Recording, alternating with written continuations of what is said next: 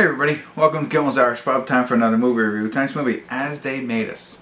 It's about a divorced mom who tries to make amends with her dysfunctional family as she finds a second chance at love. So I guess she got divorced, kind of left her family, I don't know, and then brings her boyfriend back or whatever it is. I don't know. Only 818 people rated this so far. It's been out for a while. It's a 2022 film. And it was on my list, and now it's on Showtime. But it's 5.7, so that's not great. But not many people seen it. Dustin Hoffman's in it. Dianna Agron is in it. Candice Bergen. And I'm sure there's other people too all the way down the line. But I don't know. For some reason, it's been on my list. It's available. I have Showtime, so let's see what it's about and see if it's any good. Stick around. I'll be back. Hey everybody, I want to do a quick check-in here. We're watching As They Made Us. And we're at the 49 minute 1 second mark. So just under halfway. And it's not what I explained to you from my IMDb synopsis. So our main character is Abigail, and she is played by Dianna Agron, however you say her name, who I actually like. When I look at her picture, I was like, yeah, I seen her in other things.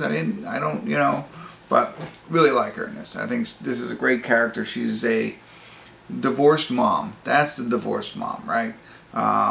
Who has 2 sons. Seems like the relationship with her husband is, her ex-husband, it's okay, not terrible. And she's starting to find a love interest just now. Really, it's about her and her family. So her family is Dustin Hoffman and what was her name? Bergen. I can't remember. Yeah, Candice Bergen, right?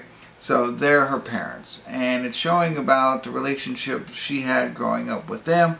She also has a brother who is Simon Helberg, Howard from Big Bang Theory, right? Didn't even recognize him at first. He looks so different. And sure, he has a little whatever goatee or whatever this is called. It's not a goatee, and longer hair. But then, even when he shaves it and is later on in life, it's like, looks so different than he did on the show. And so he is removed from the family, estranged, if you will, because of they're showing you some past experiences about the family. Their morals maybe a little abusive in a sense, like, mentally more abusive than physical. Sure, there might be a slap here and there, but not like you would think is like really bad abusive. I don't know, whatever. But obviously, it drove him away, and that's how they made us, right? That's the name of the movie. Now he has Dustin Hoffman, which is playing her father, is starting to succumb to older age, right? So he's fallen, he can't get up. He's maybe got a little bit of time left on him, kind of thing. So, and the mother is kind of all over the place, and so it's really the family dynamic that you're watching here, which is kind of interesting. So I wanted to catch up on that. It's not like I had assumed like the mother got divorced and was trying to bring her boyfriend back to this family kind of thing. No, it's really about this girl trying to hold the family together as much as possible. And now she might be getting a little bit of a love interest here halfway through the movie. So I want to say this now because I'll forget it at the end. There's this scene where Abigail, our main character, goes to see Howard, that's not his real name, but Howard from Big Bang Theory, and he holds a lecture. He's a professor at some school. He holds a lecture. So for the first time in many, many years, she goes to see him, and they meet in the hallway. And what really stuck out to me was listening to them, but watching the nonverbal body language. I don't know if it had to do, if that was purposeful, but it was just strangely interesting to see. Like, he leans in at times, he's, you know, that whole piece right there, I thought. And normally I'm not into, you know, if you've ever seen my review, I'm not technical. You know, I'm borderline, you know, tolerable in anything that I share. But that piece stood out to me. So if you decide to watch this, check that out and see if it was interesting to you. But that was like taking acting to a whole nother level, which I probably miss in every other film. Anyway, let me get back to it here, see where it goes, and I'll try and stop embarrassing myself. Stick around, I'll be back.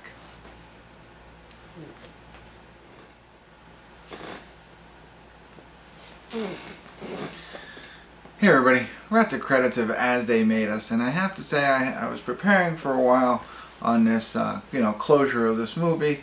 And, you know, I'll start off by saying, you know, it is sad. They're dealing with death or potential death, right? Like the father, Dustin Hoffman, is, you know, nearing the end of his life, and so there's a lot going on. That's really the precipice of this whole movie, is around that, right? And it flashes back and it tries to unravel the relationships that are within their family. And you know, Abigail is the main character, as I talked about before, and what she has to deal with. She's recently divorced, and she's trying to hold everything together and make everything happy, whereas our Howard, as I'm going to refer to him, is, you know, estranged from his whole family. And so you're watching this whole dynamic going on. And, with Candice Bergen, his character, the mother, who is dealing with this, you know, and, you know, as she's dealing with it, which to an outsider might seem awful, you know, treating people poorly, having unrealistic expectations of her dying husband, and not caring what anybody else thinks, that kind of stuff. And just her dealing with grief and death and stuff like that, or potential death kind of stuff. So, and you come to not like her. Of course, you like Dustin Hoffman. You love the girl who's trying to hold everything together. And I thought the acting was really good. I liked everybody. They made me feel the way I think they should make me feel. But I do have a major problem with this movie, and I don't think it's spoiler alert. I mean, you know, this is stuff you're going to find out through the plot. I told you the son is estranged and stuff like that. So I don't think it's spoiler alert. But if you don't want to hear this much, then just go away, or not go away. I don't mean that in a, but you know, just, you know, I'm not going to ruin the ending. Not that there is any like ending. You know what I mean? The whole, it's not like that kind of a movie. But I don't want to ruin anything for you. But you know, the whole estranged son piece from Howard.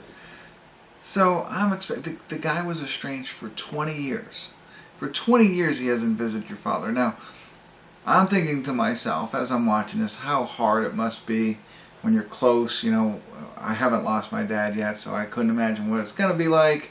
I'm not really looking forward to that. You know, so it creates a reality to people. And I think about myself when I'm a father and my kids are looking at me, you know what I mean, how all this is going on. So it just really makes you think, for me anyway, you know, just kind of thinking how all this could be real. You know, it's not far-fetched. This isn't like an action movie with CGI. It's a real movie about real situations. So I come back to our Howard, who's estranged for 20 years, right? And his father's dying. Okay, so I think of that in my, what drove him away for 20 years? And that's where my problem is. Not that we don't know, but a simple argument for 20 years. That bothers me. It's like, really?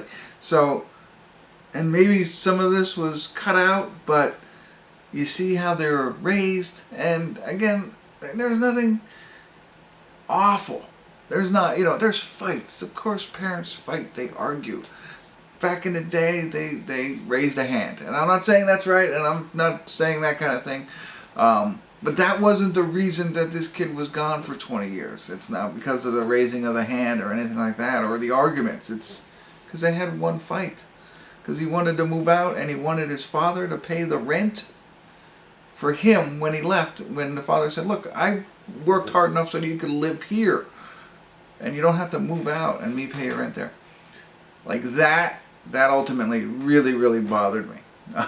So, you know, and it didn't hit me until the end. Like, I guess until the final straw for me that broke the camel's back in this whole thing. And it just hit me, and I was like, wow.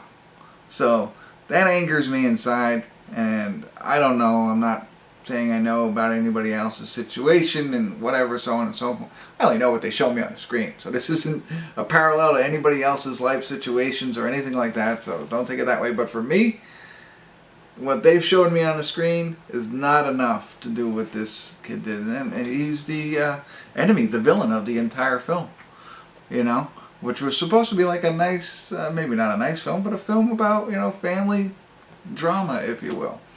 And so, you know, he turned into Thanos for me. Alright, so I just had to get that off my chest, and I'm glad you're here because, you know, my friends don't really listen to me that much. I only have you guys, so there you go. If you want to watch it, check it out. Get ready for sadness, dysfunctionalness, you know, family stuff, but with good acting, and you know, if you're in the mood for it, check it out. There you go. So I don't know what to rate it, because like I thought the acting was really good, you know, and it was well played out, but Thanos piece really lowers it for me. That's it. Thanks for tuning in. Kimmel's Irish Pub.